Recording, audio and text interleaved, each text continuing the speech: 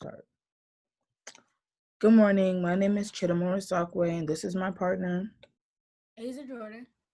And today we're going to be talking about the projects that we conducted over our summer internship with Virginia Tech. So throughout the summer, we worked with the 5 people you see on your screen: Rowena, Emily, Jessica, Jim, and Jing.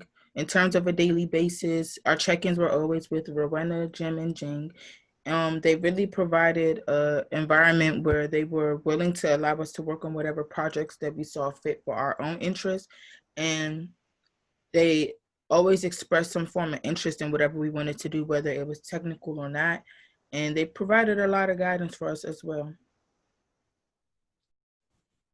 Now, for the programs that they did inside, usually from 3 to 4 hours with a group to 20 to 30 students. Unfortunately, since it's virtual, we couldn't do some of those hands-on things. But inside, they mostly worked on technical things and experience for engineering, using microbits and other programming using LED lights. All the programs and projects that y'all see was STEM labs in schools, which everybody uses if which it adjusts to everybody's schedule because they also have it during school and during the summer and also on Saturdays.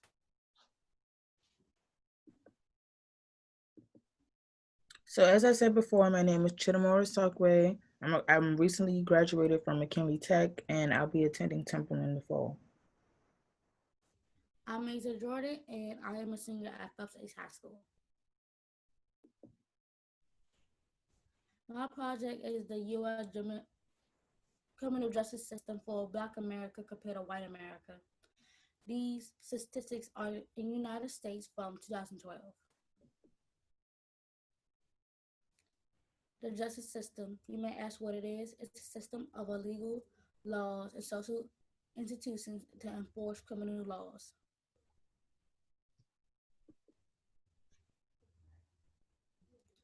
The difference between white and Black America, according to 2012, people of color make up 30% of the United States population, but imprisonment is 60%. The prison population grew by 700% from 1970 to 2005. That's a big difference.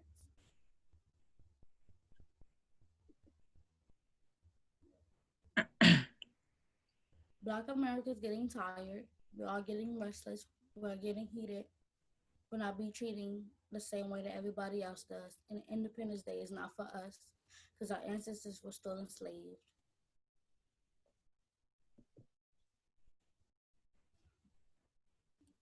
The Black Lives Matter movement calls in the United States for the police to ban certain practices to be used on us while we were protesting.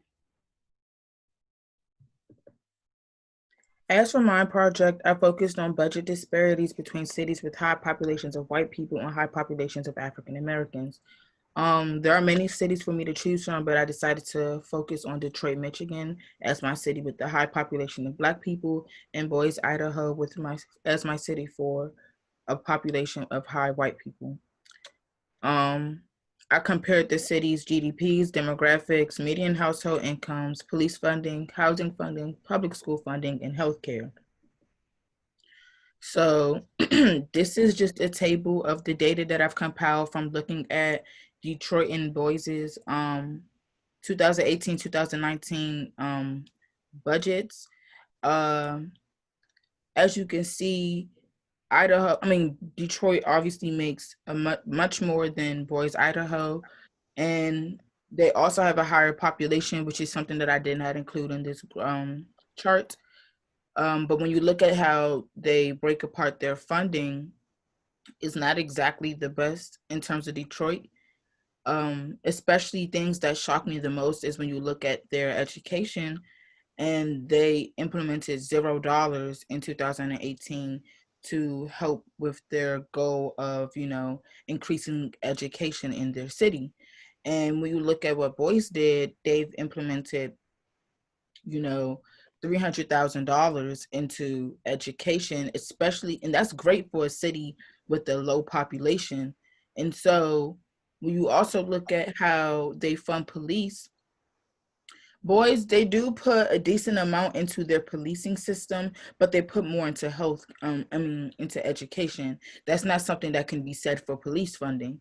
And so when you look at Detroit, they put almost $500,000, $500 million into police funding. Ignore the in thousands. I kind of made a mistake because like I didn't comprehend what I was writing. But anyway, so yeah, it says they put almost $500 million in side of policing, but they haven't put that much. They haven't put anything in health, in education. And when you look at their healthcare, they're not really prioritizing the people as they're prioritizing ending criminality. But if you're increasing police funding, it's going to increase criminality because police are going to look for something to do, and that increases crime rates. And so this is a chart that I took directly off of Detroit's budget uh, document. And I just wanted to point out some things that really shocked me, which has already been translated in the chart that I have above. And if you look at education, as I said before, it said $0.